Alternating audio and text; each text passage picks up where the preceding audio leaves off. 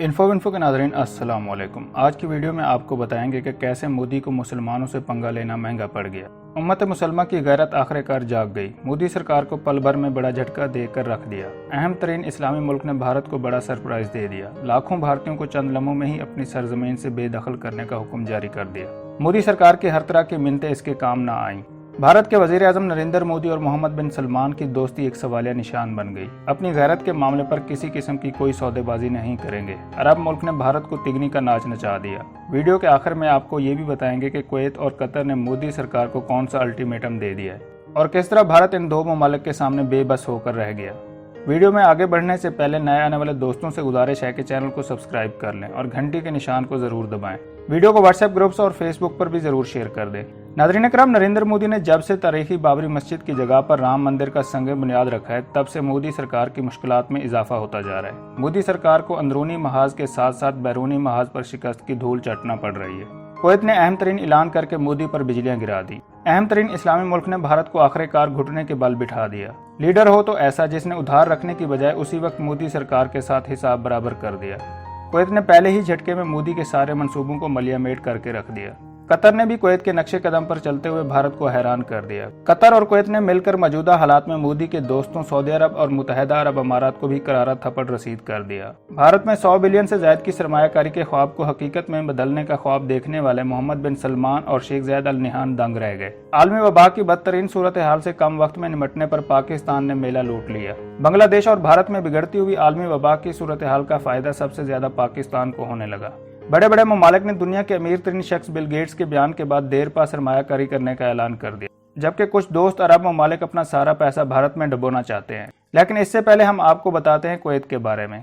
Kuwait में 30 लाख के करीब तारकीन वतन मौजूद हैं, जिनमें से 14.5 लाख के करीब तारकीन वतन का ताल्लुक भारत से है। इंतहा पसंद हिंदू और मोदी के हवारियों की अरबों के खिलाफ मुहिम आलमी वबा में भारत के मुसलमानों और कुवैत के मुसलमानों की साख को नुकसान पहुंचाने के इल्जाम में मुतअद्दिद भारतीयों को गिरफ्तार कर लिया गया। अब मोदी के इन इंतहा पसंद कारिंदों से मुकम्मल तौर पर जान छुड़ाने के लिए आखिरी फैसला भी आ गया, जिसने भारत की कमर तोड़ के रख दी है। कुवैत ने मकामी तौर पर बेरोजगारी को खत्म करने के लिए अपने नौजवानों को रोजगार देने का फैसला किया है, जिसके तहत अगले चंद महीनों में 5,30,000 गैर मुल्कियों को कुवैत से निकाल दिया जाएगा। इन अफराद में सबसे ज्यादा तादाद भारतीयों की शामिल है। इस हवाले से कुवैत की हुकूमत ने एक अहम तरीन मनसूबा तैयार कर लिया है।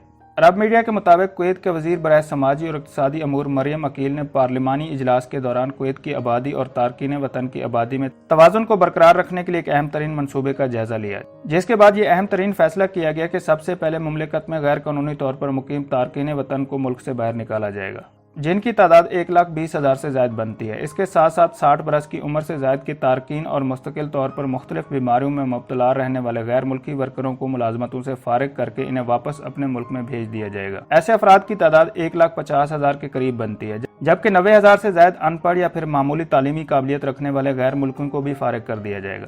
पार्लिमानी इजलास के दौरान वजीर बराए समाजी और इक्तिसादी अमूर मरियम अकील ने बताया कि पिछले 15 बरसों में कुवैत की आबादी शरह पैदाइश 55% हो गई है, जबकि कुवैत में आने वाले गैर मुल्की वर्करों की तादाद में 100% इजाफा हुआ है, जिसकी वजह से मकामी नौजवानों की बड़ी तादाद नौकरियों और रोजगार से बिल्कुल महरूम हो चुकी है, जिनकी परेशानी को अब खत्म करने के लिए अब लाखों तारकीन वतन को वापस अपने मुल्क में भेजना नागुज़ीर हो गया है। नाज़रीन इकराम, इस मौके पर मरियम अकील ने सरकारी और निजी इदारों को ताकीद की है कि कुवैत में पैदा होने वाली 1,60,000 असामियों पर तारकीन वतन की बजाय मकामी शहरियों की तकर्रियां करें। कुवैत की हुकूमत की जानिब से वजारतों से भी गैर मुल्की मुलाजमीन को निकाल कर मकामी अफराद को नौकरियों पर रखने के मनसूबे पर काम शुरू कर दिया गया। पहले शुरू होने वाले मरले में 50% के लगभग तारकीन वतन फारिग होंगे। कुवैत की वजारतों में झेली ठेकेदारों के साथ काम करने वाले 50% तारकीन वतन मुलाजमीन को आइंदा माह के दौरान ही नौकरियों से फारिग कर दिया जाएगा। हुनरमंद अफरादी कुव्वत और अपने अपने शोबों में महारत रखने वाले तारकीन वतन को इस नई बनाई जाने वाली पॉलिसी में किसी किस्म की कोई रियायत नहीं दी गई और इन्हें मरलावार मकामी लोगों की इसी पेशे में महारत रखने और दस्तयाबी होने की सूरत में नौकरी से फारिग किया जाएगा, ताकि काम के मयार में किसी किस्म की कोई कमी न आ सके। नाज़रीन इकराम, मोदी सरकार ने इंतहा पसंद हिंदुओं को खुश करने के लिए वो काम कर दिखाया जिसके हवाले से सबको डर था। मोदी ने भारतीय मुसलमानों पर जिंदगी तंग करके रख दी। मुसलमानों की मजहबी आज़ादी पर RSS के गुंडों का खतरनाक वार। आलमी ताकतें फिर से मोदी के अज़ाइम पर पर्दा डालने के लिए खामोश तमाशाई बन गई। मोदी की जारहाना पॉलिसियों ने भारत को टुकड़ों में करके रख दिया। मुतअद्दिद रियासतों ने आज़ादी की कोशिशों में तेजी लाना शुरू कर दी। कुवैत ने भारत को आलमी अदालत में तिगनी का नाच नचाने का फैसला कर लिया। पाकिस्तान ने इस्लामी ममालिक को भारत के खिलाफ फैसला कुन कार्रवाई के लिए तैयार कर लिया। मोदी को गिशी के दौरे पड़ने लगे और सर पकड़कर अपने हवारियों के साथ बैठ गया। بابری مسجد کے معاملے پر اسلامی ملکوں کے اعلان نے مودی پر خوف طاری کر کے رکھ دیا۔ بھارت کے معروف ترین اسلامی رہنما اسدالدین اویسی نے مندر کی تعمیر کے منصوبے کو مکمل طور پر رکوانے کے لیے ایسا کام کر دیا کہ مودی کو جان کے لالے پڑ گئے۔ اسدالدین اویسی نے بابری مسجد کے حوالے سے دبنگ اعلان کرتے ہوئے مودی کو لاجواب کر کے رکھ دیا۔ اسدالدین اویسی نے کہا کہ اب ہم بابری مسجد کے معاملے پر خاموش نہیں بیٹھ سکتے۔ مودی سرکار کے ہندوتوا کے ایجنڈے کو ناکام بنانے کے لیے بابری مسجد کے فیصلے کے خلاف اپیل دائر کریں گے اور رام مندر کی تعمیر کے منصوبے کو عملی طور پر مکمل نہیں ہونے دیں گے۔ چاہے اس کے لیے ہمیں کسی بھی حد تک جانا پڑا ہم جائیں گے، لیکن اب خاموش ہونے کا وقت گزر چکا ہے۔ اگر اسی طرح مودی کے ناپاک عزائم کے خلاف خاموشی اختیار کیے رکھی تو پھر بھارت میں مسلمانوں کی کوئی بھی مسجد محفوظ نہیں رہے گی۔ جس طرح مدرہ میں شاہی عیدگاہ مسجد کے خلاف سازشیں کی جا رہی ہیں، لیکن ہم ان سازشوں کو کامیاب نہیں ہونے دیں گے۔ ناظرین اکرام، سینٹر برائے ہیومن رائٹس کویت نے 15ویں صدی کی تاریخی بابری مسجد کو اپنی اصل جگہ پر دوبارہ تعمیر کرنے کا مطالبہ کر دیا ہے۔ اس حوالے سے بھارت میں آل انڈیا مسلم پرسنل لا بورڈ کو بھی ایک اجلاس طلب کرنے کا کہا ہے اور بابری مسجد کے انہدام کے کیس کو بین الاقوامی فوجداری عدالت میں لے جانے کی اجازت کے لیے ایک خط لکھا۔ کویت کے معروف ترین وکیل اور ایکٹیوسٹ مجیب الشرکتہ نے کہا کہ بھارت کے مسلمان اپنے آپ کو تنہا نہ سمجھیں۔ دنیا بھر کے مسلمان جس طرح مسجد اقصی کے ساتھ عقیدت رکھتے ہیں، اسی طرح بابری مسجد سے بھی محبت اور عقیدت رکھتے ہیں۔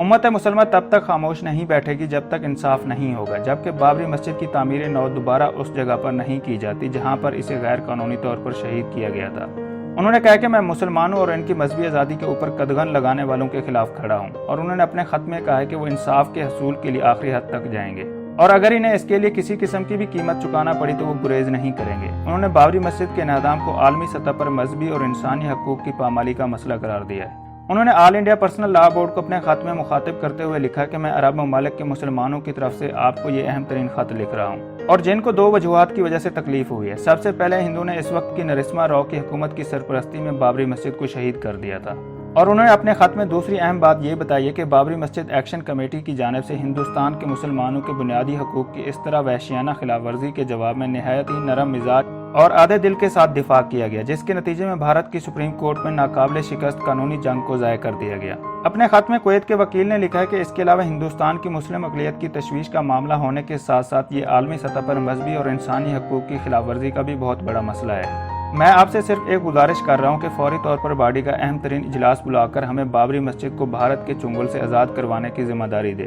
بین الاقوامی فوجداری عدالت میں بابری مسجد کا مقدمہ کر کے یہ واضح کرنے کی کوشش کی جائے گی کہ مغل دور کے بادشاہ بابر کے ایک کمانڈر میر باقی کے ذریعے بنائی جانے والی بابری مسجد کو 6 دسمبر 1992 میں سپریم کورٹ میں جاری قانونی جنگ کے دوران ہی شہید کر دیا گیا تھا۔ بھارت میں ایک طویل ترین لڑی جانے والی قانونی جنگ میں بھارت کی سپریم کورٹ نے نومبر 2019 میں اپنے فیصلے میں بابری مسجد کی زمین کو ہندوؤں کے حوالے کر دیا اور اس متنازع جگہ پر رام مندر کی تعمیر کی دیکھ بھال کے لیے ایک ٹرسٹ بھی تشکیل دیا، جہاں پر مسجد 1992 میں کھڑی تھی۔ سپریم کورٹ نے بھارت کی سرکار کو ایودھیا میں مسجد بنانے کے لیے مسلمانوں کو 5 ایکڑ زمین الاٹ کرنے کا حکم بھی جاری کیا، جو کہ مسلمانوں کی جانب سے مسترد کر دیا گیا۔ اسدالدین اویسی نے کہا کہ اگر میں حیدرآباد کی سڑکوں پر بھیک مانگوں تو اتنا پیسہ جمع کر سکتا ہوں کہ اتر پردیش میں ایک نئی مسجد قائم کر لوں گا۔ ناظرین اکرام، بھارتی مسلمانوں کے درد کو سمجھنے والے اسدالدین اویسی نے ایک بار پھر دبنگ اعلان کرتے ہوئے بابری مسجد کے خلاف بات کرنے والوں کو کھری کھری سنا دی۔ اسدالدین اویسی نے مودی کے حواریوں کو للکارتے ہوئے کہا کہ مسلمان اپنی جان کی پرواہ کیے بغیر اپنے مقصد کے لیے لڑتے رہیں گے۔ اگر مجھے کچھ ہوا تو پھر اس کے ذمہ دار مودی اور اس کی انتہا پسند تنظیمیں ہوں گی، جو مجھے خاموش کروانے کی کوشش کر رہی ہیں اور دباؤ بڑھانے کی کوشش کی جا رہی ہے کہ بابری مسجد کے معاملے پر مسلمانوں کی ترجمانی کرنے سے پیچھے ہٹ جاؤ، اور مودی کے حواری اور اس کی انتہا پسند تنظیموں کے کارندے بے لگام ہو کر مسلمانوں کے خون سے ہولی کھیلتے رہیں۔ ایسا ہرگز نہیں ہوگا۔ مسلمان اپنی عزت اور عبادت گاہوں کی حرمت پر کوئی آنچ نہیں آنے دیں گے، چاہے انہیں اپنی جان کی قربانی بھی کیوں نہ دینا پڑے۔ ناظرین اکرام، خیال رہے کہ بابری مسجد اور رام مندر کے تنازع کے اوپر کتاب لکھنے والے ایک مصنف نے اپنی کتاب میں یہ بھی دعویٰ کیا تھا کہ جب بابری مسجد کو شدید خطرات لاحق تھے تب وزیر اعظم نرسما راؤ اور راجیو گاندھی بھی وقت پر مسجد کو مسمار کروانے کے عمل کو رکوانے میں ناکام رہے۔ راجیو گاندھی نے وزیر اعظم رہتے ہوئے بابری مسجد کے تالوں کو کھلوایا اور ان کے ہی دور میں مندر کی بنیاد رکھنے کی تقریب ہوئی تھی۔ اسدالدین اویسی نے کہا کہ اب ایک بار پھر سے مودی سرکار اور اس کے انتہا پسند آقاؤں نے بھارت میں مسلم کش فسادات کو دوبارہ ہوا دینے کی مہم شروع کر دی ہے، اور اس کے حواری اب وزیر اعظم ہاؤس میں بیٹھ کر سارا دن یہی منصوبہ بندی کرتے رہتے ہیں नाज़रीन करम, भारत भर में ये भी खबरें गर्दिश कर रही हैं कि मुसलमानों के लिए आवाज़ बुलंद करने वाले असदुद्दीन अवैसी के खिलाफ भी मोदी के इंतहा पसंद कारिंदों ने खुफिया मंसूबे बनाना शुरू कर दिए हैं। असदुद्दीन अवैसी पर कोई बड़ा हमला किया जा सकता है या फिर इनकी आवाज़ को दबाने के लिए इनको घर में नज़रबंद भी करने की मनसूबाबंदी की जा रही है या फिर इन पर कोई कातलाना हमला हो सकता है। दोस्तों, वीडियो पसंद आई है तो लाइक और कमेंट करना मत भूलें और अगर अभी तक आपने चैनल को सब्सक्राइब नहीं किया तो सब्सक्राइब कर लें और घंटी के निशान को जरूर दबाएं। वीडियो को व्हाट्सएप ग्रुप्स और फेसबुक पर भी जरूर शेयर कर दें।